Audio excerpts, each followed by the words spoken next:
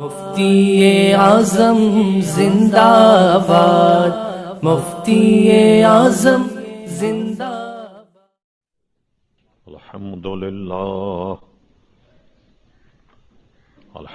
للہ نحمده ونستعینه ونستغفره ونؤمن به ونتوکل علیہ ونعوذ باللہ من شرور انفسنا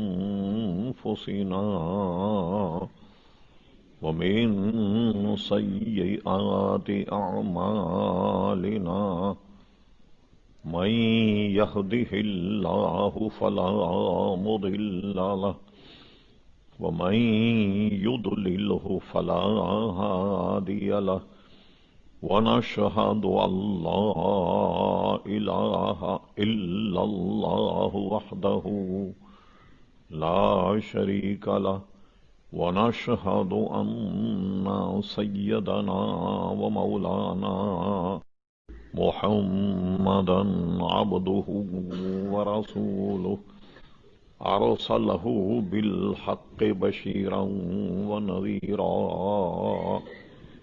صلى الله تعالى على خير خلقه سيدنا محمد وآله وصحبه أجمعين أما بعد فأعوذ بالله من الشيطان الرجيم بسم الله الرحمن الرحيم كل نفس ذائقة الموت صدق الله مولانا العظيم وصدق رسوله النبي الكريم إن الله وملائكته يصلون على النبي يا أيها الذين آمنوا صلوا عليه وسلموا تسليما اللهم صل على سيدنا ومولانا محمد معظم الجود والكرم وعليه وبارك وسلم صلاة وسلاما عليك يا سيدي يا رسول الله۔ معزز علماء کرام، لائق سخت تکریم حاضرین مجلس، مختصر حمد و صلات کے بعد اس فقیر حقیر نے آپ حضرات کے سامنے قرآن مجید فرقان حمید کی وہ آیت کا حصہ تلاوت کیا جو ہم سب کو یاد ہے۔ اسی آیت کی طرف آپ کی توجہ مبذول کرانا۔ کل ہمارے ایک عزیز کا انتقال ہو گیا تو ان کی 40ویں کی محفل تھی، تو اس میں نے یہی عرض کیا جس کو یہاں بھی دہرا دیتا ہوں۔ ہر جاندار کو موت کا مزہ چکھنا، کسی کا استثناء نہیں۔ عوام کو، انبیاء کرام علیہم السلام کو، صحابہ کرام کو، اولیاء اعظام کو، سب کو موت کا مزہ چکھنا، لیکن فرق یہ ہے ہم پر موت کا قانون کچھ اور ہے، انبیاء کرام علیہم السلام کے لیے موت کا قانون کچھ اور ہے۔ احادیث مقدسہ سے اور علماء کے اقوال سے متحقق ہے یہ بات کہ جنت میں ایک مقام جس کو اعلیٰ علیین کہتے ہیں، مومنین کی ارواح جب ان کے جسم سے نکالی جاتی ہے تو اعلیٰ علیین میں رکھی جاتی، اور کفار مشرکین کی روحیں ایک مقام ہے سجین، ایک اس میں رکھی جاتی۔ تو وہ ایک تو فرق یہ ہے۔ دوسرا یہ ہے کہ ہم جب انتقال کر جائیں تو ایک تو زندگی ہماری قبر کی ہے، عالم برزخ، لیکن انبیاء کرام علیہم السلام کا حال یہ ہے کہ ان کی ارواح اس قانون کے تحت ان کے اجسام سے نکالی جاتی، پھر انہی کے اجسام میں منتقل کر دی جاتی. جیسے وہ پہلے زندہ تھے اسی طرح اپنی قبر میں بھی زندہ ہیں. نہ صرف یہ کہ زندہ ہیں بلکہ نماز بھی پڑھتے ہیں. جیسا کہ صحیح ستہ شریف میں بخاری اور مسلم میں حضور علیہ السلام کی معراج شریف کی حدیث ہے کہ جب حضور معراج شریف کو گئے، تفصیل سے حدیث انس ابن مالک رضی اللہ عنہ نے بیان کی. وہ بخاری شریف میں بھی ہے اور مسلم شریف میں بھی ہے. مسلم شریف میں جو حدیث معراج ہے اس میں یہ بات موجود ہے کہ حضور علیہ السلام فرماتے ہم موسیٰ علیہ السلام کی قبر کے قریب سے گزرے تو ہم نے دیکھا موسیٰ اپنی قبر میں نماز پڑھ رہے ہیں. انبیاء کرام علیہم الصلوۃ والسلام اپنی قبور میں نماز بھی ادا کرتے، تو ان کی ارواح ان کے اجسام میں لوٹا دی جاتی ہے اور وہ پہلے کی طریقے سے زندہ ہیں. بلکہ علامہ عبد الوہاب شعرانی فرماتے ہیں بلکہ اس سے بھی ان کا تصرف زیادہ ہو جاتا جیسے زندگی میں تھا. زندگی اور انتقال کے بعد اولیاء، علماء اور اللہ کے نیک بندوں کے تصرف حال ایسا ہوتا جیسے کہ آسمان پہ پرواز کرنے والے پرندے کو پنجرے میں بند کر دیا جاتا. اب اس کی بھاگ دوڑ پنجرے کے اندر تک ہوتی، لیکن اسے جب کھول دیں بڑی بلندی پر پرواز کرتا. تو یہ مثال ہے کہ جب تک روح آدمی کے بدن میں ہے گویا پرندہ پنجرے کے اندر ہے اور اس کا تصرف صرف اتنا ہی ہے جتنا پنجرہ، لیکن جب پنجرے سے نکل جائے تو بادلوں پہ پرواز کرے گا. تو انبیاء کرام علیہم الصلوۃ والسلام کی ارواح جو ہیں وہ اعلیٰ علیین میں ہوتے ہوئے جہاں چاہے تشریف لے جائیں، جن کی چاہے مدد کریں، یہ ان کا کرم ہے. اچھا ایک بات اور بھی یاد رکھیے، علماء فرماتے ہیں بہت سے لوگ سوالات کرتے ہیں، میں جواب پہلے ہی دے دوں. اچھا جب یہ تصرف کرتے ہیں تو کیا قبر میں ہوتے ہیں؟ جی ہاں، وہ قبر میں بھی ہوتے ہیں اور تصرف بھی کرتے ہیں. یہ نہیں کہ کہیں تصرف کریں تو وہ اپنی قبروں سے غائب ہوں، ایسا نہیں ہوتا. جیسا خود یہ حدیث جو میں نے بیان کی آپ کے سامنے یہی اس پر مدلل دلیل ہے کہ موسیٰ علیہ الصلوۃ والسلام کو حضور علیہ السلام نے قبر میں دیکھا کہ نماز پڑھ رہے ہیں، مگر جب بیت المقدس گئے تو موسیٰ علیہ السلام وہاں بھی موجود. اچھا یہاں سے مل کر کے تمام انبیاء کرام نے مرحبا مرحبا کہہ کے حضور کو رخصت کیا، اور جب پہنچے حضور علیہ السلام چھٹے آسمان پہ تو موسیٰ علیہ السلام وہاں بھی موجود. اور علامہ شعرانی فرماتے ہیں ان کا عین ہے، غیر نہیں ہے کہ وہ کوئی اور موسیٰ ہو. قبر میں جو دیکھا وہ کوئی اور موسیٰ تھے ایسا نہیں، بلکہ وہی موسیٰ قبر میں بھی ہیں، وہی موسیٰ مسجد اقصیٰ میں بھی ہیں، اور وہی موسیٰ علیہ السلام چھٹے آسمان پر بھی ہیں. یہ نہیں کہ کئی قسم کے موسیٰ ہوں، ایک کو قبر میں دیکھا اور ایک کو مسجد اقصیٰ میں دیکھا، نہیں، بلکہ ہر جگہ وہ تصرف کرتے. بس ان کی مثال ایسی ہے جیسے سورج کے سامنے آئینے رکھ دیے جائیں، 10-20 آئینے بھی اگر سورج کے سامنے ہوں تو ہر آئینے میں سورج نظر آئے گا اور وہی اپنی آب و تاب کے ساتھ نظر آئے گا. تو انبیاء کرام علیہم السلام کو اللہ تعالیٰ نے وہ مقام عطا فرمایا کہ ایک وقت میں متعدد جگہ وہ جلوہ گر ہوتے اور جہاں چاہیں تشریف لے جاتے، جہاں چاہیں تشریف لے جا سکتے. اور قانون موت چونکہ سب کے لیے ہے، ان پر موت آتی، مگر ایک لمحے کے لیے. اس کو اعلیٰ حضرت فاضل بریلوی نے یوں بیان کیا اپنے انداز میں، انبیاء کو بھی اجل آنی ہے مگر ایسی کہ فقط آنی ہے. اس سے انداز لگائیے ان جملوں سے، انبیاء کو بھی اجل آنی ہے مگر ایسی کہ فقط آنی ہے. بس پھر اس آن کے بعد ان کی حیات مثل سابق وہی جسمانی. یہ سات گزرنے کے بعد میں وہ پھر اسی طریقے سے زندہ ہیں جیسے اپنی زندگی میں تھے. وصال سے پہلے حیدرآباد دکن کے بہت بڑے محدث گزرے ہیں، حضرت علامہ ابو الحسنات عبداللہ شاہ صاحب رحمۃ اللہ تعالی علیہ. نقش بندی سلسلے میں وہ بیت تھے اور نقش بندی سلسلے میں بیت کرتے تھے. بہت بڑے محدث تھے. حیدرآباد دکن کے ایک بہت بڑے امام گزرے ہیں شیخ الاسلام حضرت اللہ مولانا انوار اللہ خان صاحب. یہ خطابی خان تھے اور فاروقی تھے. یہ سب سے بڑے علامہ یہ گزرے حیدرآباد دکن. ان کے شاگرد تھے عبداللہ شاہ صاحب رحمت اللہ تعالی علیہ.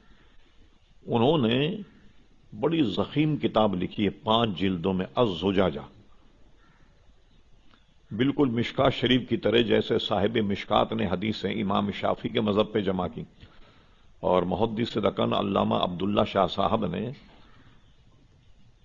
اپنی پوری کتاب میں جو حدیثیں حنفی مذہب کی تقویت کے لیے ہیں وہ ساری حدیثیں جمع کی الزجاجہ، وہ انٹرنیٹ پہ بھی آپ کو مل جائے گی، تقریباً لگ بھگ 5000 صفحات کے قریب وہ کتاب ہے۔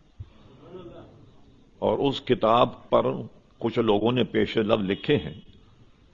جب یہ کتاب چھپ کر بازار میں آئی تو عبد الماجد دریابادی نے ایک خط لکھا، اور وہ اس کتاب میں موجود ہے، کہ اس کتاب کو پڑھنے سے ایسا لگتا ہے کہ امام اعظم ابو حنیفہ نے ایک محل بنایا، ایک گھر بنایا، اور ایک اینٹ اس میں خالی رہ گئی لگانے کی، وہ علامہ عبداللہ شاہ صاحب نے لگا کر کے قصر حنفی کی تکمیل فرما دی۔ تو وہ حنفی مذہب پر انہوں نے بے انتہا کام کیا۔ وہ اپنی کتاب زجاجہ میں ایک جگہ بہت شاندار بات کہی کہ ایمان کو تازہ کر، کہا جیسے حیات النبی کے مسئلے کو انہوں نے اپنے انداز میں یوں بیان کیا کہ جب حضور علیہ السلام کے وصال کا وقت آیا تو حضور کے جسم سے روح نکالی گئی تو فرشتے اسے لیے ہوئے سارے عالم میں گھومتے رہے، اسے کہاں رکھا جائے، کوئی مقام ایسا نہیں جس روح کے رکھنے کے لائق، جنت کو کوئی مقام ایسا نہیں جہاں اس روح کو رکھا جائے۔ تو ساری کائنات گھومنے کے بعد حضور کی روح کو حضور کے جسم ہی میں رکھا کہ اس سے بہترین جگہ حضور کے روح کے رکھنے کے لیے کوئی نہیں۔ نعرہ تکبیر، نعرہ رسالت، قائل سنت۔ تو حضور کے جسم میں اس روح کو رکھ دیا گیا۔ تو حضور علیہ السلام حیات النبی، بلکہ تمام انبیاء کرام علیہ الصلوۃ والسلام حیات النبی۔ بعض حضرات اس میں دنیاوی اعتبار سے کچھ سقم نکالتے ہیں مگر وہ بالکل بیکار ہے۔ مثلا صاحب آپ کہتے ہیں کہ یہ اولیاء یہ زندہ ہیں، یہ بتائیے قبر میں تو کسی زندہ آدمی کو رکھا جائے تو کتنے گھنٹے زندہ رہے گا؟ چند گھنٹے زندہ رہے گا۔ وہ اگر تو زندہ ہیں تو آپ انہیں دفن کیوں کرتے ہیں؟ اور دفن کرنے کے بعد وہ کئی دن زندہ رہیں گے؟ جب انہیں ہوا نہیں ملے گی، پانی نہیں ملے گا تو کتنے دن زندہ رہیں گے؟ آپ کو سمجھنے میں غلطی ہو گئی۔ جو نظام جہاں ہے اللہ تبارک و تعالی اس میں اس کی کفایت کرتا ہے۔ آپ بتائیے ایک بچہ ماں کی پیٹ میں ہے، نہ اسے غذا مل رہی ہے، نہ اسے پانی مل رہا، نہ اسے ہوا بھی نہیں مل رہی اس کو، لیکن زندہ ہے یا نہیں؟ مثلا اونٹنی کے پیٹ میں بچہ ہے، اسے ہوا بھی مل رہی ہے اور وہ زندہ ہے۔ اگر اس کے اونٹ کے پیٹ کو کاٹ کر ان کو اونٹ کے پیٹ میں ڈال دیا جائے کتنے دن زندہ رہیں گے؟ وہ اللہ تبارک و تعالیٰ کا نظام ہے، جیسا وہاں کا ماحول اس کے مطابق اللہ تبارک و تعالیٰ انہیں عطا فرماتا ہے۔ اور بلکہ جیسے شہداء ہیں، فرمایا وَلَا تَقُولُوا لِمَن يُقْتَلُ فِي سَبِيلِ اللَّهِ أَمْوَاتٌ بَلْ أَحْيَاءٌ وَلَٰكِن لَّا تَشْعُرُونَ وَلَٰكِن لَّا يَشْعُرُونَ۔ جو اللہ کی راہ میں قتل کیے جائیں وہ زندہ ہیں، لیکن ان کی زندگی کا سمجھنے کا تمہیں شعور نہیں، تو اب بیکار ہے بحث کرنی۔ جب اللہ تعالیٰ فرماتا تم ان کی زندگی سمجھ ہی نہیں پاتے، شعور ہی نہیں تمہیں، تو کیسے سمجھیں گے آپ؟ اور ایک جگہ فرمایا یرزقون، اور صرف یہی نہیں کہ وہ زندہ ہیں بلکہ اللہ کی طرف سے رزق بھی دیے جاتے ہیں۔ اب وہ کیسے رزق دیے جاتے ہیں یہ اللہ تبارک و تعالیٰ وہاں کے حال سے واقف ہے، تو ان کو رزق بھی دیتا ہے اللہ تبارک و تعالیٰ۔ اچھا اب شہید کون ہے؟ یہ بتائیے کہ کوئی بے دین بد مذہب کافر کسی نیک کام میں مر جائے کیا وہ شہید ہوگا؟ ہرگز شہید نہیں ہوگا۔ سب سے پہلے شہادت کے لیے تو ایمان شرط، ایمان جب تک نہیں ہوگا وہ اللہ کے راستے میں انتقال کر جائے یا مارا جائے تو وہ ہرگز شہید نہیں ہوگا۔ لیکن اب اس کا کیا کیا جائے؟ ہم جب کہتے ہیں تو لوگ کہتے ہیں آپ تو اختلافی کی بات کرتے ہیں۔ اب تو آپ نے دیکھا حال یہ ہے کہ کتے بھی شہید ہونے لگ گئے۔ جی اللہ تعالیٰ ان کی عقلوں کو سدھارے، سمجھے، کتے بھی شہید ہونے لگ گئے۔ اور یہ بات اب ڈھکی چھپی نہیں رہی۔ ہم جب کہتے ہیں تو لوگ کہتے ہیں بھائی تو مولانا تو اختلافی کی بات کرتے ہیں، اب تو کتوں کو شہید کر رہے۔ لیجیے آپ، یہ اتنا بڑا منصب آپ نے کتوں کو بھی دے دیا، کیا بات ہے۔ اور انہوں نے نام کس کا لیا؟ شیخ الہند محمود الحسن صاحب، بہت بڑے علامہ گزرے علماء دیوبند کے، ہندوستان میں دیوبند کے، ان کا نام لیا۔ وہ یہ کہتے تھے کہ اگر انگریز کے مقابلے میں کتا بھی مر جائے ہم اس کو شہید کہیں گے۔ اور اگر انگریز پر بھوکے تو ہم اس کو مجاہد کہیں گے.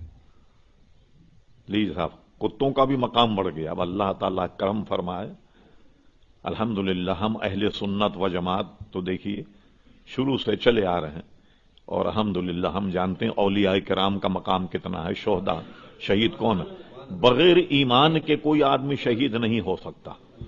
اچھا، یہ شہادت جو ہے حضور علیہ السلام کی شریعت پر چل کر اسے شہادت کا منصب ملا یا نہیں؟ اب ایک بات میں عرض کرتا ہوں آپ سے، کچھ نہریں ہیں جو سمندر سے آ رہی ہیں. نہروں میں اگر پانی ہے تو اس بات کی دلیل ہے کہ جہاں سے یہ نہریں آ رہی ہیں اس کا منبع اور مرکز جو سمندر ہے اس میں پانی ہے. اور نہریں اگر خالی ہوں تو سمندر بھی خالی ہوگا. یہ کیسی عجیب بات ہے کہ شہداء کو تو آپ کہتے ہیں کہ زندہ ہیں، اور یہ تو حضور علیہ الصلوۃ والسلام کے فیض سے زندہ ہیں، اور جو منبع ہے فیض کا مرکز وہ مر گئے. یہ کیسے ہو سکتا ہے؟ بلکہ یہ تک کہا کہ مر کر مٹی میں مل گئے.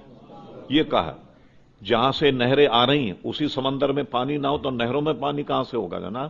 یہ تو صحابہ کرام اور عام مسلمان حضور کی شریعت پر عمل کر کے حضور پر ایمان لا کر کے تو شہادت کا منصب پاتے ہیں، اور جو ان کا منبع اور مرکز ان کی غلامی میں شہادت حاصل ہوئی وہ خود مر کر مٹی میں مل جائے. یہ کیسی الٹی کھوپڑی کی بات. تو اللہ تعالیٰ انہیں رزق دیتا ہے. کیسے دیتا ہے وہ اللہ تبارک و تعالیٰ وہاں کے حالات کو بہتر جانتا ہے، کس طریقے سے رزق دیتا ہے اور کس طریقے سے وہ زندہ ہے.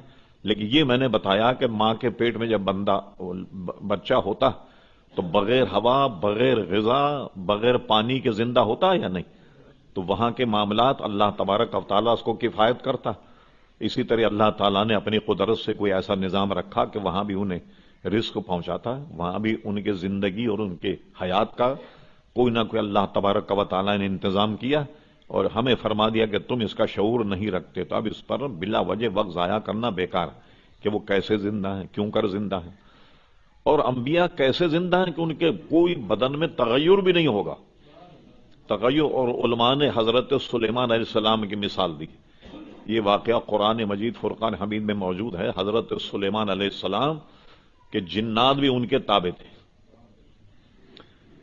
وہ محل تعمیر کر رہے ہیں جس کو آج کل یہودی ہیکل سلیمانی کہہ کر بیت المقدس کی کھدائی کر رہے ہیں کہ وہ عمارت ہم تلاش کر رہے ہیں. بہت بڑی عمارت تعمیر ہو رہی، جنات کام پہ لگے ہوئے. اب اور کیجیے، اللہ تبارک و تعالی حکمتیں وہی جانتا ہے، ہم اور آپ کیا جانیں. سب سے کام لے رہے ہیں، کھڑے ہوئے ہیں، سب مطیع ہیں حضرت سلیمان علیہ السلام. اور حضرت سلیمان علیہ السلام کی موت کا وقت آ گیا، وصال کا وقت آ گیا. تو انہوں نے کیا کیا، ان کے ہاتھ میں عصا تھا، اس پہ ٹیک لگا کر کے کھڑے ہو گئے حضرت سلیمان علیہ السلام، اور ان کی روح قبض ہو گئی، ان کا وصال ہو گیا. اور وصال ہونے کے بعد جنات اپنے کاموں میں لگے ہوئے ہیں، مشغول ہیں، اور کئی دن ہو گئے، بلکہ اللہ نے وہ عذاب سے تعبیر کیا، پتہ نہیں کئی سال ہو گئے. اگر غیب جانتے ہوتے تو اس عذاب میں کیوں مبتلا رہتے؟ تو اور سب آپس میں کہتے ہیں پتہ نہیں کیا بات ہے، آج حضرت سلیمان علیہ السلام نے چھٹی نہیں دی، نہ کھانے کی چھٹی نہ پینے کی، لگے ہوئے سب کام پر. اب ایک مدت گزر گئی. اب اللہ تبارک و تعالیٰ کو یہ بتانا بھی تھا کہ سلیمان علیہ السلام کا وصال ہو گیا، تو وہ لکڑی سے ٹیک لگائے کھڑے ہوئے. اسی طرح جنات جیسی مخلوق نہیں پہچان پائی کہ سلیمان علیہ السلام کا وصال ہو گیا. اب اللہ تعالیٰ نے ان کی موت کو ظاہر کرنے کے لیے دیمک کو حکم دیا. دیمک ان کے آسے میں لگی، اور آسے میں لگتے لگتے اس نے دیمک نے آسے کو بالکل کھوکھلا کر دیا، یہاں تک کہ وہ سلیمان علیہ السلام کا وزن نہیں سنبھال سکا آسا. اور کچھ عرصے کے بعد حضرت سلیمان علیہ السلام جو ٹیک لگا کھڑے تھے آسے سے، وہ آسا ٹوٹ گیا اور سلیمان علیہ السلام زمین پر جلوہ گر ہوئے. تب ان کا حال کھلا، رہے لو ہم تو یوں ہی عذاب میں مبتلا ہیں. حضرت سلیمان علیہ السلام تو وصال فرما گئے، لیکن شکل و صورت سے کوئی اس کا جنات نہیں سمجھ سکے کہ ان کا وصال ہو گیا. اب میں آپ سے پوچھتا ہوں، یہ بتائیے کہ ایک آدمی کتنے دن کھڑا رہے؟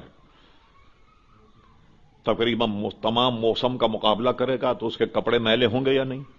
کپڑے میلے ہو جائیں گے یقیناً. لیکن ایک عرصے تک حضرت سلیمان علیہ السلام جب تک ان کی موت ظاہر نہیں ہوئی آسے سے ٹیک لگائے ایک عرصے تک کھڑے رہے، اور جنات جیسی مخلوق نہیں پہچان سکی کہ حضرت سلیمان علیہ السلام کا وصال ہو گیا۔ تو قرآن میں بالکل جیتی جاگتی مثال موجود ہے کہ کئی برس گزرنے کے بعد ان کے چہرے پر، ان کی رنگت میں، ان کے بدن میں، ان کے کپڑوں میں کوئی تغیر نہیں آیا۔ تو یہ شان ہے انبیاء کرام علیہ الصلوۃ والسلام کے عزیزان گرامی۔ اسی طرح شہداء بھی اپنی اپنی قبروں میں زندہ ہیں، کئی مثالیں حدیث شریف میں بھی موجود ہیں۔ موتا امام مالک نے اس حدیث شریف کو لکھا، کسی وجہ سے غالباً امیر معاویہ کے زمانے میں، یا یہ کہ پانی آ گیا شہداء احد کی قبروں میں، تو یہ طے ہوا بعض روایتوں میں کہ حضرت امیر معاویہ وہاں سے کوئی نہر گزارنا چاہتے تھے تو ان کی قبروں کو منتقل کیا۔ جہاں اس وقت حضرت امیر حمزہ رضی اللہ عنہ کا مزار شریف ہے، یہ پوری جو ایک حصار ہے، ایک باؤنڈری وال، اس میں انہیں دفن کیا گیا اپنی قبر سے نکال کر۔ تو اعلان ہوا مدینی شریف میں کہ بھائی ان کے اجسام کو منتقل کر رہے ہیں، جو جو ان کے ہیں وہ آ جائیں، یعنی ان کے اہل میں سے، ان کی اولاد میں سے کوئی، تو ہم ان کو یہاں سے نکال کر وہاں دفنائیں۔ ایک صحابی کے بیٹے، وہ اس وقت جنگ کا معاملہ تھا، ہوا یہ کہ عجلت میں 2 صحابہ کو ایک قبر میں دفن کر دیا گیا تھا۔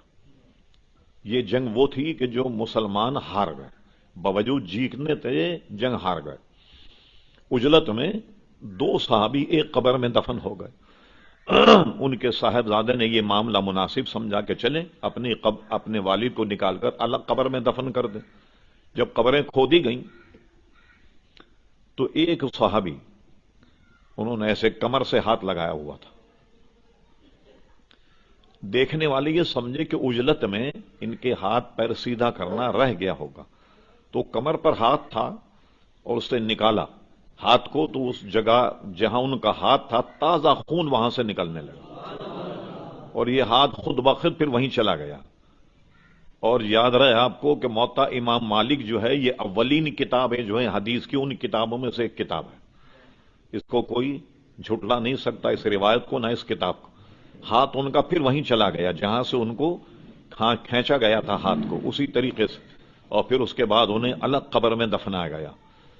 اور اس قسم کے سینکڑوں واقعات صحابہ کرام کے دور میں ہوئے، خلفاء راشدین کے دور میں ہوئے، اور اس کے بعد بھی ہوئے۔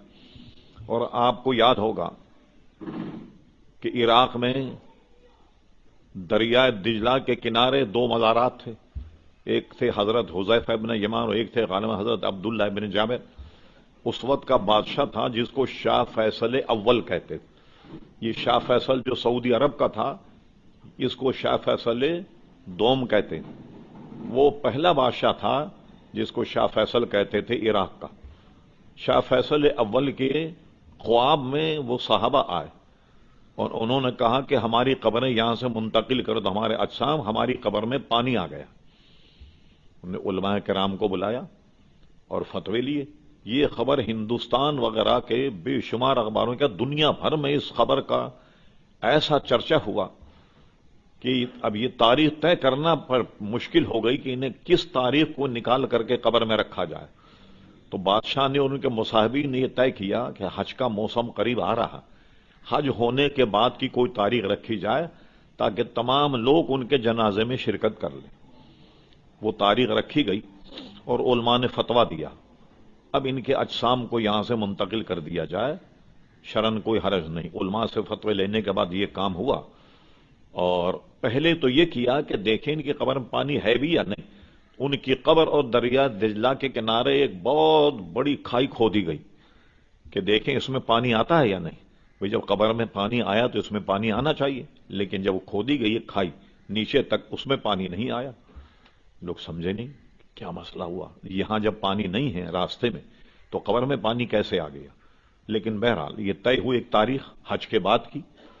اس وقت تک یہ ٹیکنالوجی آ گئی تھی ویڈیو کی اور اسکرین والی۔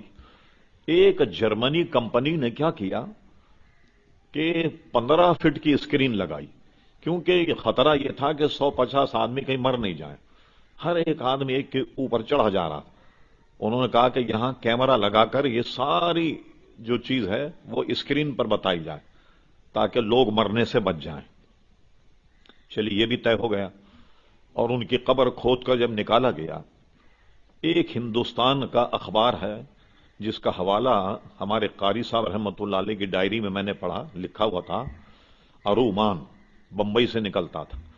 اس کی خبر یہ تھی کہ جب ان کو نکالا گیا ان کے قبر سلامت تھے، اور ایسے کھینچنے سے قبر جو کفن جو ہے وہ پھٹ جاتا تھا. اور ایک خاص بات اس اخبار میں یہ تھی کہ جب ان کو نکالا گیا تو یہ بھی لکھا کہ ایک صاحب کی داڑھی سفید تھی اور ایک صاحب کی داڑھی سیاہ تھی. جن کی داڑھی سفید تھی وہ عمر رسید صحابی تھے، حضور کے رازدار صحابی حضرت حذیفہ ابن یمان رضی اللہ عنہ. کئی حدیثیں حضرت حذیفہ ابن یمان سے مروی. بلکہ جس وقت منافقین نے حضور کے علم پر تان کیا کہ تم کہتے ہو نبی علیہ السلام کو تمہارے غیب کا علم ہوتا، دیکھو ہم تو رات دن ان کے پاس بیٹھتے، انہیں تو پتہ ہی نہیں لگتا کہ ہم منافق. یہ بات حضور تک پہنچ گئی تو کتاب الفتن من مشکاہ شریف میں حضرت عمر فاروق رضی اللہ عنہ فرماتے ہیں حضور منبر شریف پر چڑھے اور فرمایا لوگ میرے علم کے بارے میں ٹھٹا تمسخر کرتے ہیں، پوچھو مجھ سے جو پوچھنا چاہتے ہو. قیامت تک کے حالات حضور علیہ السلام نے منبر شریف پر کھڑے ہو کر بیان کر دیے. ظہر کا نماز کا وقت تھا، ظہر کی نماز پڑھائی اور پھر اس کے بعد منبر شریف پر چڑھ گئے. پھر اس کے بعد احوال بیان کرنا شروع کر دیے. قیامت تک کے حالات حضور نے بیان فرمائے. راوی کہتے ہیں جس نے جتنا زیادہ یاد رکھا وہ زیادہ علم والا، جو بھول گیا وہ بھول گیا. مگر جب کوئی واقعہ رونما ہوتا تو ہمیں یاد آ جاتا کہ یہ بات تو حضور نے فلاں موقع پہ ہم سے ارشاد فرما دی تھی. جب واقعے کو دیکھتے تو حضور کی وہ بات انہیں یاد آ جاتی. تو پھر ملا علی قاری کی شرح میں لکھا مشکات میں اس طرح انگلی سے اشارہ کر کے انہوں نے فرمایا فلاں بن فلاں اٹھ نکل مسجد سے، تو منافق جو کہتے تھے نا حضور منافق نے علم نہیں رکھتے، ایک ایک کا نام لے کر اسے اٹھایا، اٹھانے بعد مسجد سے باہر کر دیا، نکال دیا مسجد سے. نکالنے کے بعد پھر وہ ہوا کہ انہوں نے مسجد درار بنائی. انہی لوگوں نے مسجد درار بنائی جسے حضور علیہ السلام نے جلا دیا اور اس کو گرا کر کے اس کو مسمار کر دیا. انہوں نے بنائی تھی مسجد فتنہ پیدا کرنے کے لیے کہ لوگوں کو مسجد نبوی سے روک کر یہاں بھیجا جائے. اس طریقے کا فتنہ انہوں نے کھڑا کیا تو حضور نے اسے آگ لگوا دی. تو پھر حضور نے کیا کیا، ہو سکتا کبھی ضرورت پڑ جائے، ایک پوری منافقین کی لسٹ بنا کر حضرت حذیفہ ابن یمان کو دے دی تھی. کوئی آئندہ گڑبڑ کرے تو یہ ہے منافقین کی جماعت پورے. تو لوگ ان کے پاس آن کر کے خوف خدا کی وجہ سے، تواضع تھا یہ، حقیقت نہیں، ان سے پوچھتے بھئی ہمارا نام تو لسٹ میں نہیں ہے؟ وہ کہتے نہیں الحمدللہ آپ کا نام لسٹ میں نہیں ہے. تو حضور نے دے دی ہمیں ایک لسٹ بنا کر کے تاکہ کوئی گڑبڑ نہیں کرے، اور کوئی اگر چیلنج کرے تو ہم بتا دیں گے تیرا نام تو منافقین کی لسٹ میں. تو یہ لسٹ بھی حضرت حذیفہ ابن یمان کے پاس تھی.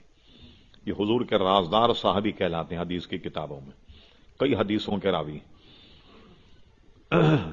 درود شریف اللہم صلی علی سیدنا مولانا.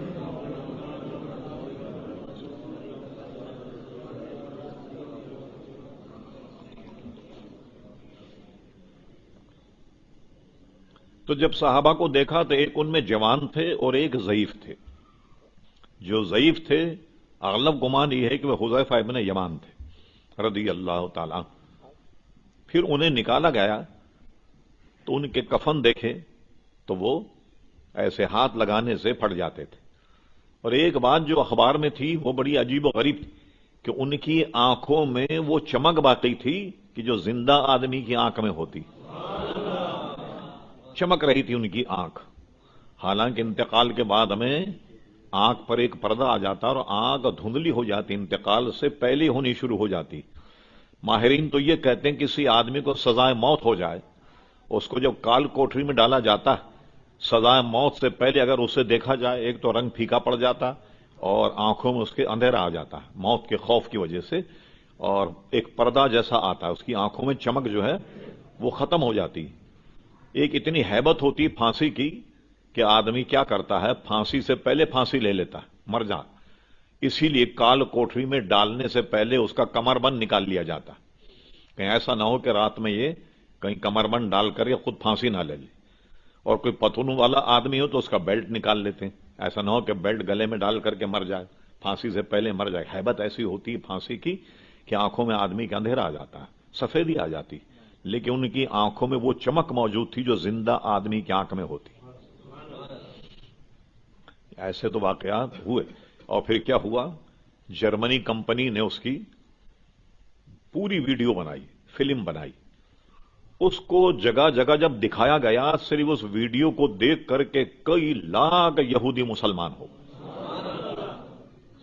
میں جب قومی اسمبلی میں تھا تو وزارت مذہبی امور میں ایک افسر تھے، خلیق صاحب، وہ مفتی محمد حسین نعیمی صاحب کے شاگرد تھے اور بڑے افسر تھے امور مذہبی میں، کبھی کبھی مجھ سے ملنے آیا کرتے تھے۔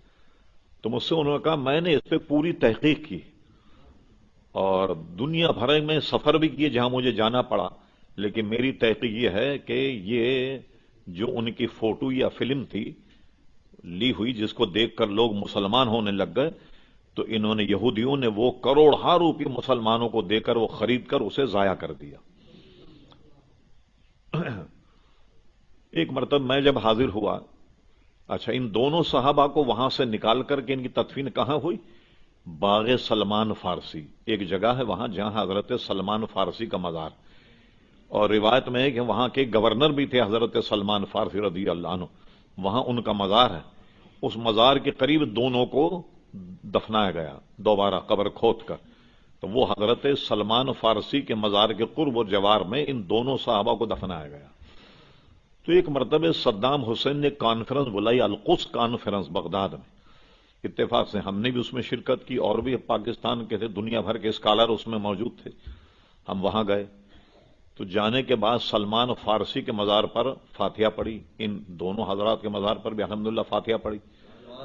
تو جو صاحب ہمیں وہاں چھوڑنے کے لیے آئے، ایک کراچی کے ایک میمن صاحب تھے جن کا کوئی کاروبار بغداد میں اور جارڈن میں تھا، تو جارڈن ایئرپورٹ اترنے کے بعد ان کی گاڑیاں ہمیں یہاں چھوڑنے آئیں بغداد، اور وہاں ہم لوگ شاہی مہمان ٹھہرے صدام حسین کے۔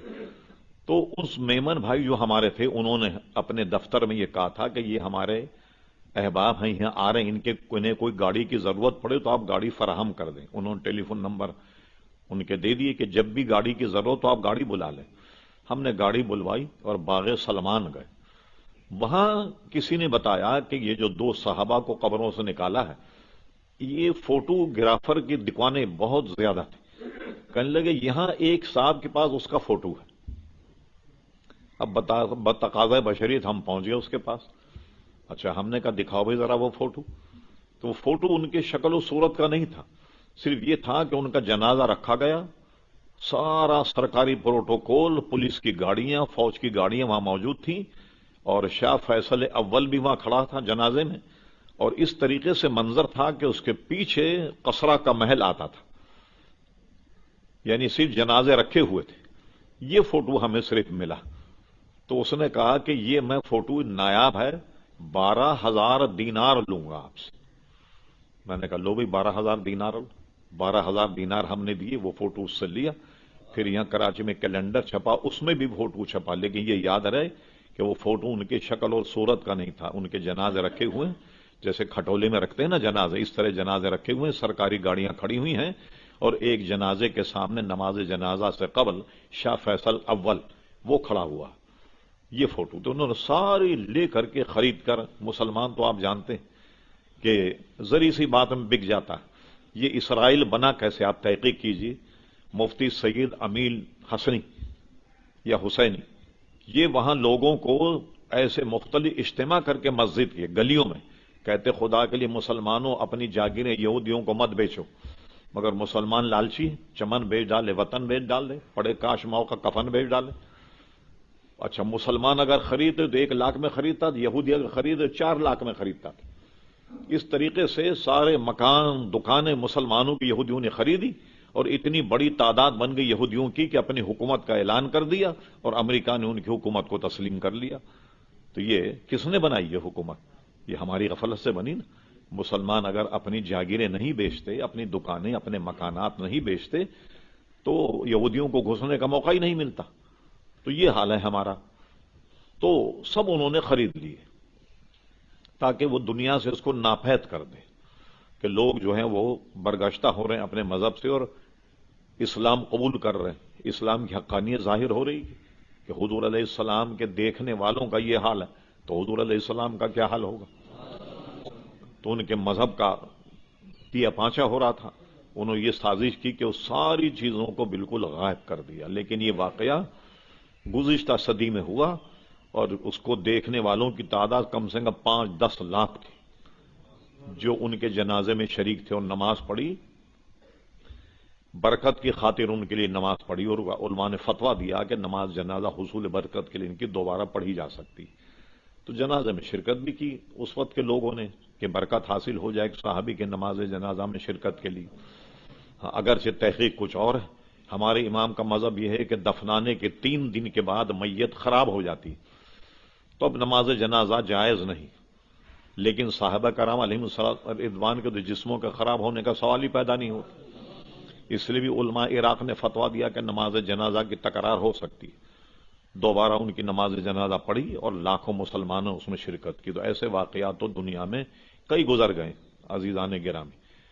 چیزہ ابھی بھی آپ دیکھیں گزشتہ سالوں میں، گزشتہ صدی میں کئی جگہ بعض بزرگان دین کی تعمیر کے لیے جناب مقبرہ کھودا گیا تو دیکھا کہ ان کی جناب میت جو ہے وہ بالکل صحیح سلامت۔ اسی طرح اب یہی نزدیک کمبخت جو قبروں کے دشمن ہیں، آپ نے دیکھا کہ لیبیا میں ایک صحابی کے مزار کو کھود کر ضائع کیا، اس میں بھی اخبار میں یہ آیا کہ ان کا مزار جب نکالا گیا تو ان کا جسم بالکل صحیح سالم تھا۔ یہ ان قریب ہی گزشتہ ماضی میں بھی ایسے واقعات ہو چکے ہیں۔ تو انبیاء کرام علیہ الصلوۃ والسلام کے بدن میں کوئی تغیر نہیں آتا، کوئی تبدل نہیں، اور حضرت سلیمان علیہ السلام کی مثال جو قرآن مجید میں ہے یہ اس پر بین دلیل ہے کہ کئی برس وہ کھڑے رہے مگر ان کے چہرے پر، ان کے لباس پر کوئی تغیر نہیں آیا، اور جنات جیسی مخلوق نہیں پہچان پائی کہ حضرت سلیمان علیہ السلام وصال فرما گئے۔ تو میں تبھی ابتدائی گفتگو کر رہا تھا مگر طویل ہو گئی، میں یہ عرض کر رہا تھا کہ موت ہر شخص کو آنی ہے، مگر انبیاء کا قانون کچھ اور ہے، ہمارے لیے قانون کچھ اور ہے۔ ہم جب انتقال کر جائیں تو دفنا دیا جائے تو آپ جانتے ہیں ہماری ہڈیاں پسلیاں سب ایک ہو جاتی، مگر بزرگان دین اور انبیاء کرام علیہ الصلوۃ والسلام ان کے اجسام بالکل سالم رہتے ہیں، کوئی تغیر ان کے اجسام میں بھی نہیں آتا، بلکہ جو کفن ان سے لگا ہو، جیسے مثال گزری کہ ان کے کفن بھی بالکل سلامت رہتے ہیں۔ اور کئی ایسے واقعات پاکستان ہندوستان میں ہو چکے عزیزان گرامی۔ اب آئیے اصل موضوع کی طرف۔ ہم نے یہ عرض کیا کہ بہرحال ہر آدمی کو مرنا ہے۔ امام جلال الدین سیوطی نے خاص اس عنوان پر 2 کتابیں لکھی، بہت پڑھنے کے لائق۔ ایک کتاب جس کی تلخیص ہم بیان کر رہے ہیں، شرح الصدور بشرح حال الموتى والقبور سے ہم اس مضمون کو لے رہے ہیں۔ موت ہے کیا؟ ہم یہ سمجھتے ہیں کہ آدمی کے بدن سے روح نکل گئی، اس کا نام موت ہے، کہ آدمی پر جو کیفیت طاری ہو جائے اس کو موت کہتے ہیں۔ اب آئیے چند احادیث مقدسہ، یہ اس غرض سے کہ شاید ہمارے ذہن میں موت کا تصور ہو تو اپنی زندگی کو سدھارنے میں ہمیں مدد ملے۔ صوفیہ کا مذہب اس میں یہ ہے جب آدمی کو اس کا نفس کسی گناہ کی طرف لے جائے، وہ موت کا تصور کر لے، موت کو یاد کر لے تو گناہ کرنے سے بچ جائے گا، مگر وہ موت کا کون سا تصور ہے جو ہمارے ذہنوں میں، ہاں بس ایک دن مرنا، کام سارے کرنے ہیں، ہاں ویسے پوچھو تو ایمان ہے، ہاں ایک دن مرنا، ہاں ٹھیک ہے، لیکن کام سارے ہونے ہیں، جو ناجائز ہوں حرام ہوں جو بھی ہوں وہ سب آپ اپنی آنکھوں سے دیکھ ہی رہیں۔ اب آئیے امام سیوطی نقل کرتے ہیں، حضور سے پوچھا گیا موت کیا ہے؟ آپ نے فرمایا موت ایک کانٹے دار درخت کا نام ہے۔ لیکن یہ بات ابھی سمجھ میں نہیں آئے گی۔ حضور جب آدمی پہ موت آتی ہے تو اس کو کیا معلوم ہوتا ہے؟ تو امام سیوطی لکھتے ہیں کہ ایسا معلوم ہوتا ہے ایک درخت ہے کانٹے دار، اور وہ آدمی کے بدن میں گھسا ہوا، اس کی رگ میں، پے میں، اس کی گوشت میں، ہڈیوں میں وہ گھسا ہوا درخت، اور جب موت آتی ہے تو ایسا معلوم ہوتا ہے کوئی طاقتور آدمی سرہانے سے اسے بدن میں سے نکال رہا، کھینچ رہا۔ اب غور فرمائیے، آج کل تو ہمارے یہاں جنگل نہیں، روڈ بن گئے، جوتے بھی ہر ایک کے پیر میں ہیں، دیہات کے ماحول میں اب بھی آپ جائیں، کوئی کانٹا پیر میں چبھ جائے उसको निकाला जाए, अच्छा भला जसीम आदमी जो है उफ निकल जाती है उसके मुंह से जब कांटा निकाला जाए, और पूरा बदन कांटेदार उसके दरख्त में घुसा हो और उसे निकाला जाए, कितनी तकलीफ होगी। इसीलिए हदीस शरीफ एक और इमाम सियूती ने नकल फरमाई, 150 तलवारें किसी आदमी को मारी जाएं, फरमाते वो तकलीफ कम है, मौत की तकलीफ उससे भी ज्यादा। और एक रिवायत है कि 1000 तलवारों के वार किसी पे किए जाएं, वो तकलीफ कम है, लेकिन मौत उससे भी ज्यादा, मौत की अजियत जो है वो उससे भी ज्यादा अजियतनाक है। कितनी अजियत का मामला है, अल्लाह तबारक व तआला महफूज फरमाए और इस मंजिल को अल्लाह तबारक व तआला आसान फरमाए, वो भी इंशाअल्लाह हम अर्ज करेंगे। तो बहुत कठिन ये मंजिल है, और ऐन उस मौके पे शैतान भी आ जाता है आदमी के ईमान को छीनने के लिए, बड़े बड़े मुनाजिरों को शिकस्त दे देता है। भाई उससे बढ़कर कौन सा आलिम, इमाम राजी जैसे को परेशान कर दिया कि जिन्होंने सैकड़ों मुनाजरे किए होंगे। आला हजरत फाजिल बरीलवी ने नकल फरमाया, ऐन मौत के वक्त शैतान आ गया इमाम राजी के पास, कहा राजी बड़े मुनाजरे किए, अल्लाह ताला किस दलील पर मानता। इमाम राजी ने एक दलील पेश की, उसने उसका रद्द कर दिया, दूसरी पेश की, उसका भी रद्द कर दिया। कहते हैं उसने 101 दलीलों का रद्द कर दिया, और करीब था इमाम राजी का विसाल होता और वो खुदा न खास्ता ईमान से महरूम हो जाते। तो आला लिखा कि उनके शेख थे नजमुद्दीन कुबरा रहमतुल्लाह अलैह, वो किसी जगह बैठे वुजू फरमा रहे थे,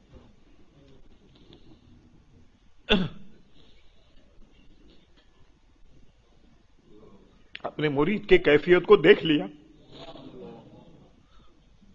उन्होंने वुजू का लोटा फेंका, नारे तकबीर, नारे रिसालत। उन्होंने कहा राजी यूं नहीं कहता, ये क्यों नहीं कहता मैं खुदा को बगैर दलील के मानता। इमाम राजी ने ये कहा तो भागा शैतान। ये भी कठिन मंजिल, तो ये भी बगैर हुजूर के सदक़े के मुमकिन नहीं। दुरूद अल्लाहुम्मा सल्ली अला सय्यिदिना मुहम्मद माउदिल जूद वल करम वाली बारिक सल्ली। ऐन उस मौके पर ईमान छीनने की कोशिश करता। कई मरल हैं मौत के, सिर्फ ये नहीं कि जहन में खाली बसालों के लिए मौत है, बस मरना है, नहीं, ये मंजर सामने हो ताकि अल्लाह उसके रसूल के अहकामात के मुताबिक जिंदगी गुजारे। अच्छा ये देखिए, कोई बहुत बड़ा आदमी अगर आए तो पहले उसका पैगाम आता है। एक आदमी पैगाम लेकर आता है कि फलां साहब आपसे मिलने आने वाले, कोई बड़े आदमी हो, सदर हो, वजीर आजम हो, उनका पैगाम पहले आता। जैसा आपने देखा कभी वजीर आजम या सदर गुजरे, खुदा ना खास्ता अगर हमें देखने का मौका मिल जाए, वो देखिए कैसी आवाजें, कुत्ते बिल्ली की आवाजें निकालते हुए गाड़ियां जाती, वो बता ऐलान होता कि अभी आ रहे हैं साहब पीछे, होता ऐलान या नहीं। इमाम सियूती कहते हैं मलकुल मौत से पूछा गया कि इतना बड़ा तुम पैगाम लेके आते हो, कोई अपना कासिद नहीं भेजते पहले कि आदमी जो है वो समझ जाए कि मौत आने वाली है। उनका हाँ, मेरे 3 कासिद आती हैं मेरे आने से पहले। वो 3 कासिद कौन है? फरमा एक तो कान की आवाज मुतगय्यर हो जाती है, सुनाई कम देने लगता।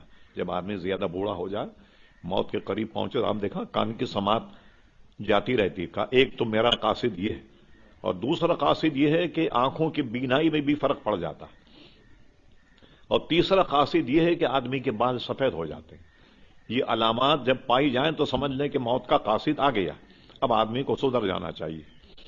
लेकिन आपने देखा कि उसके बावजूद लोग नहीं सुधरते। हाँ, बिस्तर मर्ग पर पड़े हुए लेकिन तौबा की तौफीक नहीं मिली और अपने काम जारी रहते हैं। हमें ये कासिदों को देखना चाहिए कि अब मौत आने वाली, ये 3 कासिद तो आ गए, कई आ गए हमारे पास, आपके पास 2-2 कम से कम तो है ना, बाल सफेद हो गए तो एक कासिद तो आ गया कि अब आने वाले मलकुल मौत। अब अपनी जिंदगी को संवारने की कोशिश करें। गरज ये कि मौत इतनी दर्दनाक है और इस मंजिल से वही आदमी गुजरेगा कि जिस पर अल्लाह का फजल हो और प्यारे मुस्तफा सल्लल्लाहु अलैहि वसल्लम का करम। एक सवाल यह भी किया गया, इमाम सियूती कहते हैं کہ آدمی کے دانت میں درد ہو تو رات بھر چلاتا رہتا ہے، گھر والے پریشان ہو جاتے ہیں، سر میں درد ہو جائے پورے محلے کو سر پہ اٹھا لیتا. یہ کیا بات ہے؟ ہم دیکھتے ہیں کہ آدمی جب مرتا ہے تو چپ چاپ لیٹا ہوا، اور ہم دیکھ رہے ہیں کہ ایک دو ہچکی آئی اور آدمی چلا گیا. کسی آدمی کو جان کنی کے وقت اگر آپ دیکھیں تو کیا محسوس ہوتا؟ تڑپتا پھڑکتا ہوا نظر نہیں آتا آپ کو؟ چپ چاپ لیٹا ہوا. اس کا جواب یہ دیا گیا ہے کہ اس کو چاروں طرف سے فرشتے پکڑ لیتے ہیں، جکڑ لیتے ہیں. درد تو اس کو بھی ہوتا ہے، تکلیف ہوتی ہے، مگر فرشتے پکڑنے کی وجہ سے ہل جل نہیں سکتا وہ آدمی. اچھا، اب یہ تو ساری باتیں ذہن میں رکھیے. اب ایک نئی بات میں عرض کرتا ہوں، اور یہ بات علامہ محمود آلوسی رحمۃ اللہ نے لکھی. اس کا حوالہ یہ بھی میرے پاس نوٹ ہے، کبھی ضرورت پڑ جائے تو انشاءاللہ وہ دکھایا جا سکتا. حضور صلی اللہ علیہ وسلم کی ایک حدیث شریف ہے کہ مومن کی روح ایسے نکالی جاتی ہے جیسے آٹے میں سے بال نکال لیا گیا، اتنے آسانی سے. تو ایک بزرگ نے حضور علیہ السلام کو خواب میں دیکھا.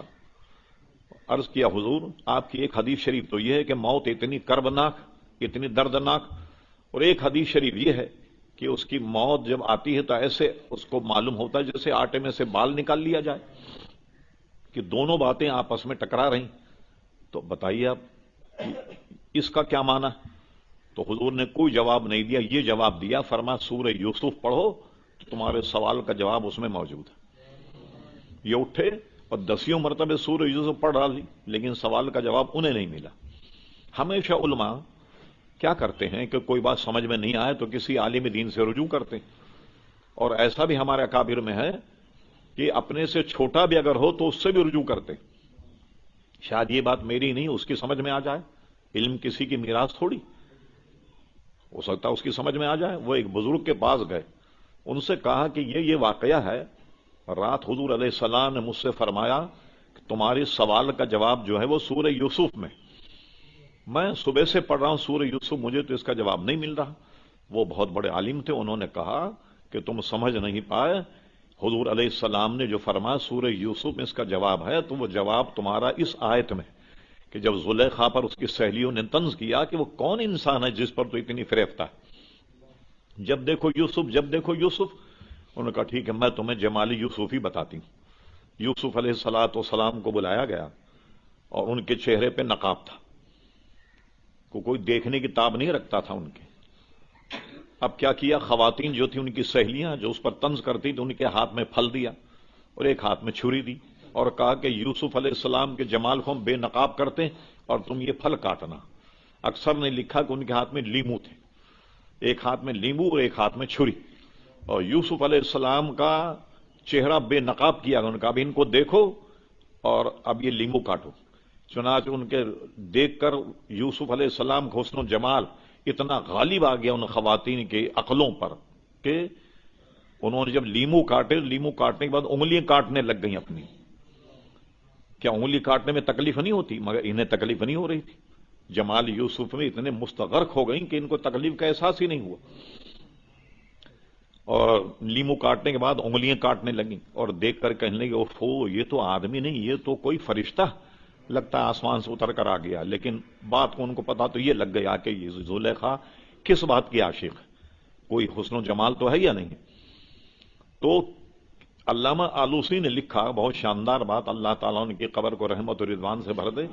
فرما دیکھیے تکلیف تو ہر آدمی کو مرتے وقت ہوگی، لیکن صحیح معنی میں حضور کی غلامی میں مرے تو مرتے وقت جلوہ پاک مصطفیٰ سامنے آ جاتا ہے.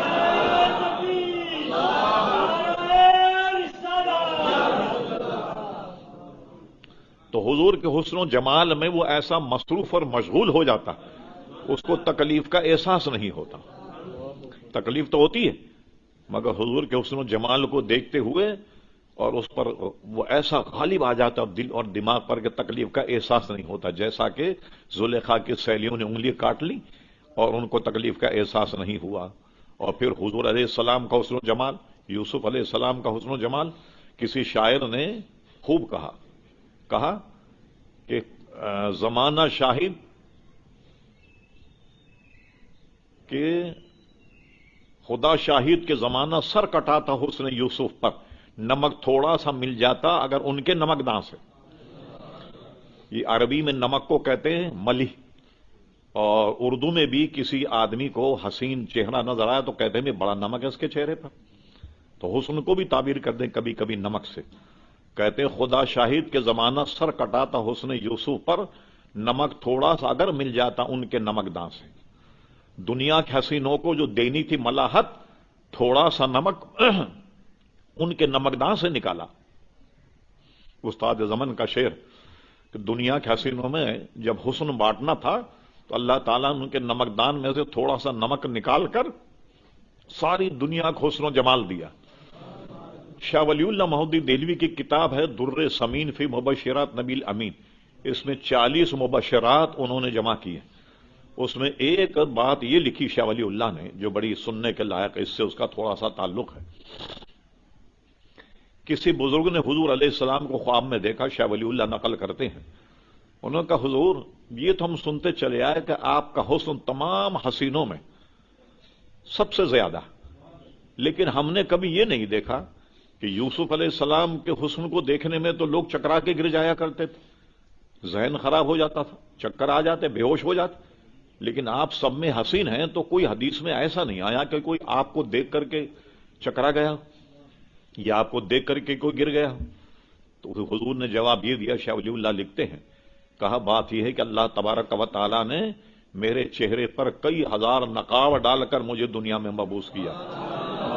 اگر میں اصل حالت میں آلا تھا تو کوئی میری ایک جھلک بھی نہیں دیکھ سکتا تھا. اسی کو استاد زمن کہتے خدا شاہی زمانہ سر کٹاتا حسن یوسف پر، نمک تھوڑا سا مل جاتا اگر ان کے نمکداں سے. اور ایک جگہ فرماتے ہیں ایک جھلک دیکھنے کی تاب نہیں عالم کو، وہ اگر جلوہ کریں کون تماشائی. تماشائی کہاں سے لاؤ گے اگر وہ اگر جلوہ کریں. اس لیے حضور علیہ السلام کا حسن و جمال تو کئی ہزار پردوں میں اللہ تبارک و تعالیٰ نے ان کے چہرے پر پردے ڈال کر دنیا میں مبعوث کیا. ورنہ حضور علیہ السلام کا حسن و جمال یوسف علیہ السلام سے زیادہ ہر اعتبار سے. اور ایک مرتبہ مجھے کہیں سے ایک پرچہ ملا، صرف 4 صفحے کا تھا حضور کے حسن و جمال پر. اس پرچے کو دیکھ کر مجھے افسوس ہوا کہ مصنف نے حضور کے حسن و جمال کی تعریف کی اور صرف 4 ورق لکھے. اس وقت میں نے عزم کیا کہ میں حضور کے حسن و جمال پر کوئی کتاب لکھوں گا. پھر اس فقیر حقیر نے کتاب لکھی حضور علیہ السلام کے حسن و جمال پر، جمال مصطفیٰ کے نام سے، جو آپ کو یہاں سے مل سکتی ہے اور بازار میں کسی بھی دکان سے آپ کو مل سکتی ہے. جمال مصطفیٰ صلی اللہ علیہ وسلم، اس میں ہم نے بتایا کہ حضور کا حسن و جمال کیا تھا. ابن عساکر نے حدیث نقل کی کہ حضرت عائشہ صدیقہ رضی اللہ تعالیٰ عنہ فرماتی ہیں علی الصبح، جس میں اندھیرا ہوتا ہے، مجھ سے سوئی گم گئی، میں ہر چن اسے تلاش کرتی رہی مگر سوئی ملی نہیں. اچانک حضور تشریف لائے، جیسی آپ نے حجرے میں قدم رکھا تو حجرہ اتنا روشن ہو گیا کہ میں نے آپ کی روشنی میں سوئی کو تلاش کر لی. یہ تھا حضور کا حسن و جمال. اسی کو اعلی حضرت فرماتے ہیں سوزن گم شد ملتی ہے تبسم سے تیرے، شام کو صبح بناتا ہے اجالا تیرا. تو اتنا کمرہ روشن ہو گیا کہ حضرت عائشہ صدیقہ نے اس میں سوئی اٹھا لی. اچھا، تو بات یہاں چلی تھی کہ موت جب آتی ہے تو ایک بہت بڑا پیغام لے کر آتی ہے تو اس کے قاصد پہلے آ جاتے، اور وہ قاصد یہ ہے، نظر آدمی کی کمزور ہو جاتی ہے، سماعت کمزور ہو جاتی ہے، اور بال اس کے سفید ہوتے ہیں. یہ 3 قاصد ہیں جو آتے ہیں. تو ایک بات یہ بھی سمجھ میں آ گئی کہ مرتے وقت ہر آدمی کو تکلیف ہوتی ہے، اور یہ جو حدیث میں فرمایا کہ مومن کی روح ایسے نکالی جائے جیسے آٹے میں سے بال، تو وہ حضور علیہ السلام سامنے جب جلوہ گر ہو جائیں تو آدمی کو تکلیف کا احساس نہیں ہوتا. مگر یہ کب ہوگا؟ جب حضور کی غلامی کی جائے، حضور علیہ السلام کی اطاعت کی جائے، حضور کی فرما برداری کی جائے. تو آنے والی ہر منزل آسان، موت کے بعد قبر کی منزل یہ بھی آسان، اور قیامت کی منزل بھی آسان. اور وہ بھی میں 1-2 مثال دے دوں. آدمی جب قبر میں رکھا جائے تو ایک فرقہ ہے اپنے آپ کو مسلمان کہلاتا مگر عذاب قبر کا منکر ہے. تو محدثین ہمارے جانتے تھے کہ ایک وقت آئے گا کہ لوگ عذاب قبر کے منکر ہوں گے، اس لیے انہوں نے عذاب قبر پر اپنی اپنی کتابوں میں باب باندھا. اس وقت ہم مشکاۃ شریف سے کچھ باتیں عرض کرتے ہیں کہ وہ یہ ہے کہ جب آدمی کا انتقال ہو تو اس کو جب قبر میں اتارا جاتا ہے تو سب جانتے ہیں کہ 3 سوال ہوتے ہیں. من ربو کا، تیرا رب کون ہے؟ وہ کہے گا ربی اللہ، میرا رب اللہ تبارک و تعالی. پھر پوچھے گا ماں دینوں کا، بتا تیرا دین کیا؟ وہ کہے گا دین الاسلام، میرا دین اسلام۔ اب اس میں کامیاب ہو گیا۔ اس کے بعد پوچھے گا ماں کنت تقول فی حق ھذا الرجل، حضور علیہ السلام ہر مرنے والے کی قبر میں جلوہ گر ہو جاتے، اور فرشتے پوچھتے ہیں بتا ان کے بارے میں تو کیا کہتا ہے؟ یہ ایک روایت ہے من حبیبوں کا، تو اپنا حبیب کس کو مانتا تھا؟ تو وہ کہے گا ہوا محمد صلی اللہ علیہ وسلم، وہ تو محمد ہیں صلی اللہ علیہ وسلم۔ تو مشکاہ شریف میں ایک جگہ کئی حدیثیں ہیں، اس میں ایک یہ بھی، فرشتے اس کو کہیں گے نم کنمت العروس، اے قبر والے اب تو ایسے سو جا قبر میں جیسے دلہن سوتی، قیامت تک تجھے سوائے تیرے محبوب کے کوئی نہیں جگائے گا، ایسے سو جا جیسے دلہن سوتی۔ یہ حضور علیہ السلام کا صدقہ ہے۔ اور اسی میں اس باب میں یہ بھی حدیث ہے کہ وہ نہیں پہچان پائے گا حضور علیہ السلام کو، اور پھر اس کے بعد اس پر عذاب ہوگا، بلکہ فرشتے کہیں لے جاؤ جہنم کی کھڑکی کھول دو اس کے لیے، جہنم کی کھڑکی کھول دی جائے، فرمایا ایک بستر لے آؤ جہنم سے اور بچھا دو اس کی قبر میں۔ وہ بستر بچھا دیا جائے گا جہنم میں، اور قیامت تک وہی بستر جہنم میں بچھا رہے گا، اور جہنم کی کھڑکی سے اس کو تپش آتی رہے گی مرنے والے کو، جو حضور کو نہیں پہچانے گا۔ ایک بات میں پوچھتا ہوں، یہاں نوجوان بچے بیٹھے ہیں، آپ دیکھیے کہ کوئی کٹھن سے کٹھن امتحان ہو، پیپر آؤٹ ہو جائے، وہ اگر طلبہ کو مل جائے 100% آدمی کامیاب ہو جاتا ہے۔ کیوں صاحب؟ پیپر آؤٹ ہو جائے، سوالات سارے موجود ہیں، کل کیا سوال آنے والے ہیں، تو آدمی کامیاب ہو جاتا ہے۔ اور یہ تو ہمارے یہاں پاکستان میں عام ہے، پیپر آؤٹ ہو جاتا، بلکہ اب کی مرتبہ تو آپ نے دیکھا کہ لندن کا پیپر آؤٹ ہو گیا بھائی، ہاں او لیول کا پیپر آؤٹ ہو گیا، اور کا دوبارہ امتحان دو۔ پاکستان کے جتنے بھی وہ تھے اسکالر، وہ چیخ پڑے کہ بھائی یہ بچوں کے ساتھ کیا زیادتی، پیپر آؤٹ ہوا تو آپ کی وجہ سے ہوا ہے، اس میں پاکستانی لڑکوں کا کیا قصور؟ اچھا پیپر آؤٹ ہو جائے تو امتحان کتنا آسان ہو جائے گا۔ اب یہاں دیکھیے پیپر آؤٹ ہو گیا ہے، قبر میں کیا پوچھا جائے گا؟ اس کے باوجود کوئی ناکام ہو جائے تو اس سے بڑھ کر کے کوئی خسارے میں ہوگا؟ پیپر آؤٹ ہونے کے باوجود بھی اگر اس نے اس امتحان کا پرچہ حل نہیں کیا تو اس سے بڑھ کر کے خسارے میں کوئی آدمی ہوگا؟ پیپر تو آؤٹ ہو گیا، کیا کیا پوچھا جائے گا؟ اب یاد رکھیے کیا پوچھا جائے۔ ایک بات اور رہ گئی، وہ یہ ہے کہ ہم نے حضور علیہ السلام کو ابھی دیکھا ہی نہیں، کیسے پہچانیں گے؟ اب میں آپ کے سامنے نقشہ بیان کروں جو ہماری کتابوں میں موجود ہے۔ حضور کی آنکھیں ایسی تھی، رخسار ایسے تھے، صحابہ کہتے ہیں جیسے پگھلی ہوئی چاندی تھی، بینی مبارک اعتدال کے ساتھ اٹھی ہوئی تھی۔ یہ میں سب بیان کروں، پیشانی چوڑی تھی، ہو سکتا ہے ذہن سے نکل جائے آپ کو۔ ایک علامت یاد رکھیے، وہ ساری علامتوں پڑھ کر ہم اس نتیجے پہ پہنچے کہ ایک پہچان حضور علیہ السلام کی ایسی ہے کہ ہر آدمی پہچان جائے گا۔ بس یہ سمجھ لو حضور علیہ السلام جیسا کوئی ہے نہیں، یہ پہچان ہے سب سے بڑی پہچان۔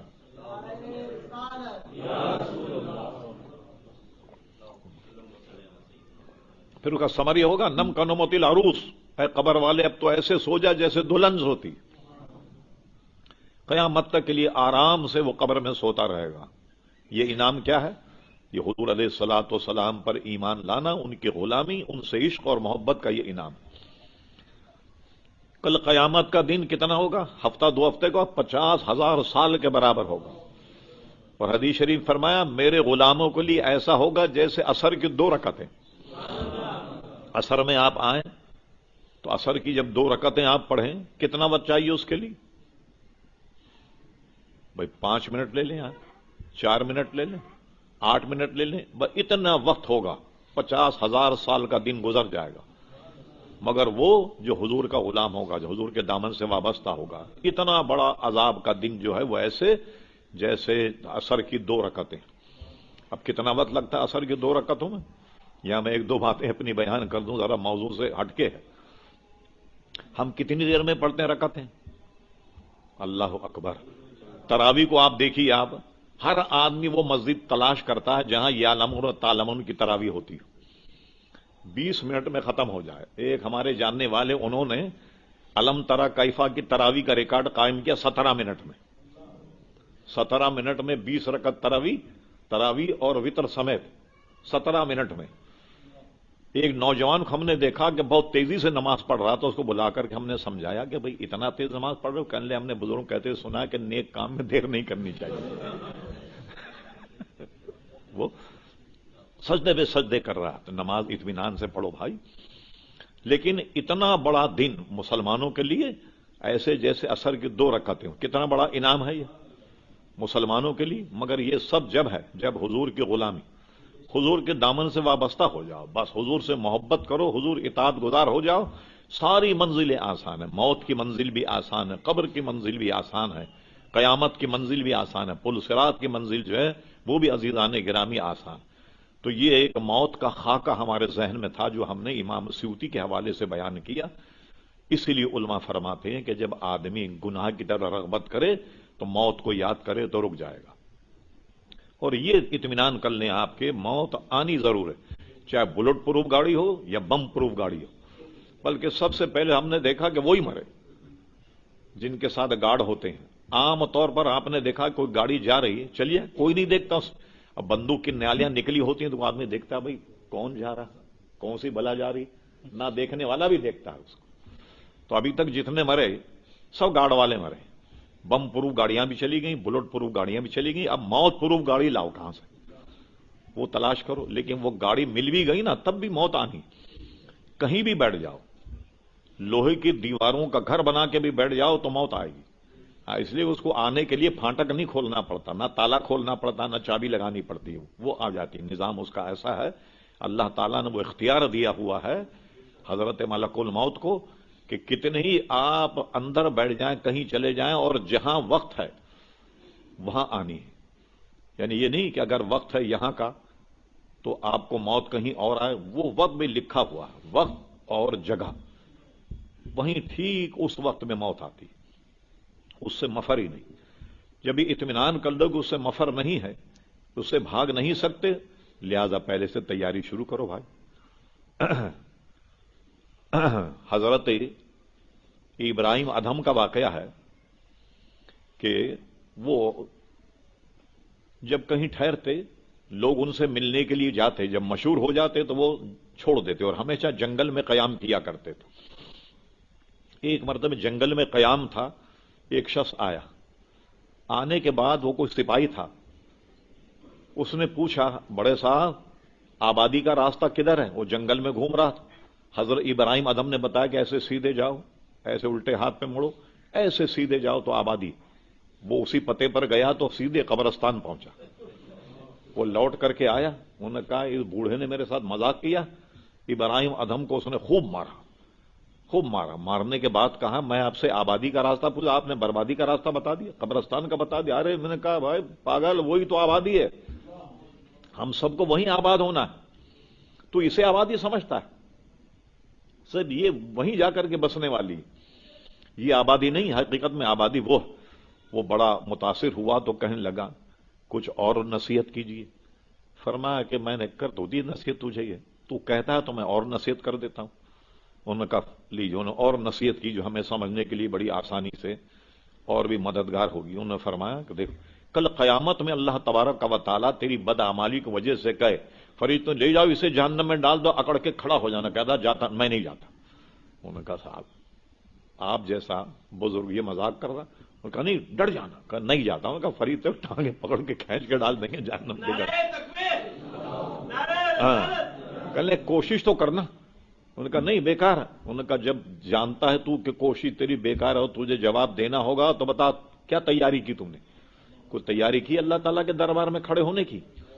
اور اس کے بعد انہوں نے کہا اور کچھ نصیحت کیجیے۔ فرمایا قبر میں جب نکیرین آئے اور تجھ سے پوچھے من ربوں کا، دونوں کو باہر نکال دینا، کہنا جاؤ تمہارے سوالوں کا میرے پاس کوئی جواب نہیں۔ وہ ہنسنے لگا، کہا حضور ان کے قبروں میں نکال مار مار کے تو بھوسا بھر دیں گے، وہ تو نکلیں گے تھوڑی نکالنے، کہنے لگے تجھے اطمینان ہے کہ تجھے جواب دینا ہوگا؟ جب تجھے یقین ہے کہ تجھے ان کا جواب دینا ہوگا تو ابھی سے تیاری شروع کر لے، کیونکہ اس سے بھاگ نہیں سکتا۔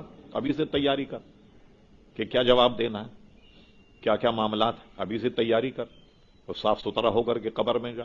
یہ ایسی منزلیں جس سے مفر نہیں، آدمی بھاگ نہیں سکتا، یہ ان منزلوں سے اسے گزرنا۔ ہم نے حدیث کی کتابوں میں پڑھا حضرت عثمان غنی رضی اللہ عنہ قبر کو یاد کر کے بہت زیادہ روتے تھے۔ تو بعض لوگوں نے ان سے سوال کیا تو انہوں نے کہا اصل میں قبر جو ہے یہ پہلی منزل ہے آخرت، اگر اس میں اللہ تبارک و تعالیٰ اپنے بندے پہ کرم کر دے تو آنے والی جتنی منزلیں وہ سب کی سب آسان، اگر یہ منزل کٹھن ہو جائے تو اب سمجھ لو کہ آنے والی جتنی منزلیں سب کی سب کٹھن۔ تو ہمیشہ موت کو یاد رکھو اور برائیوں سے دور رہو اور وہ کام کرو جو موت سے لے کر قبر اور قبر سے لے کر حشر تک ہماری مدد کریں، اور وہ کیا ہے؟ وہ حضور علیہ السلام کی سچی پکی